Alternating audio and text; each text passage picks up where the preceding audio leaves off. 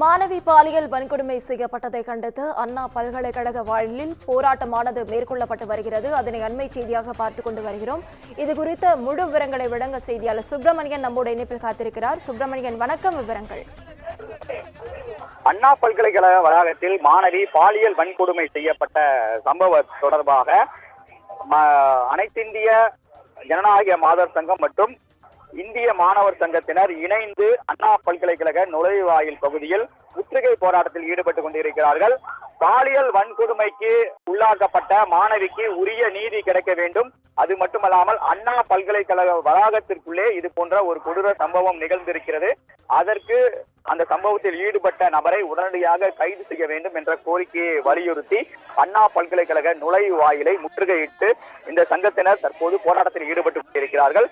அதற்கு முன்னதாக அவர்கள் சாலையில் இருந்தே, அதாவது காந்தி மண்டப சாலையில் இருந்தே ஊர்வலமாக நடந்து வந்து அண்ணா அரசுக்கு எதிராகவும் அதே போல காவல்துறைக்கு எதிராகவும் கோஷம் எழுப்பியபடி அண்ணா பல்கலைக்கழக நுழைவாயிலை நோக்கி முற்றுகையிட்டு வந்தார்கள்.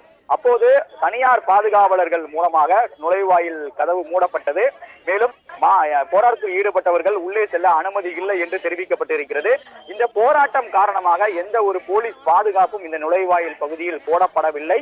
அது மட்டுமல்லாமல் தற்போதுதான் இந்த போலீஸ் பாதுகாப்பு என்பது வழங்கப்பட்டிருக்கிறது. மேலும் போராட்டத்தில் ஈடுபட்டவர்களுடன் போலீசார் பேச்சுவார்த்தை நடத்தியிருக்கிறார்கள். உரிய நடவடிக்கை எடுக்கப்படும் என்று தெரிவிக்கப்பட்டிருக்கிறது. அது மட்டுமல்லாமல் இந்த சம்பவம் தொடர்பாக தற்போது ஒருவர் கைது செய்யப்பட்டிருப்பதாக தகவல்கள் வெளியாகி இருக்கிறது. காவல்துறை தரப்பில் இது அதிகாரப்பூர்வமாக தெரிவிக்கப்பட்டிருக்கிறது. இந்த பாலியல் வன்கொடுமை வழக்கில் ஒருவர் கைது செய்யப்பட்டிருப்பதாக காவல்துறை தரப்பில் தெரிவிக்கப்பட்டிருக்கிறது. ஆனால் பெயர் விவரங்களை காவல்துறையினர் இதுவரை தெரிவிக்கவில்லை. மேலும் காவல்துறையினர் அந்த கைதான நபரிடம் விசாரணை என்பது மேற்கொள்ளப்பட்டு வருவதாக தெரிவிக்கப்பட்டிருக்கிறது.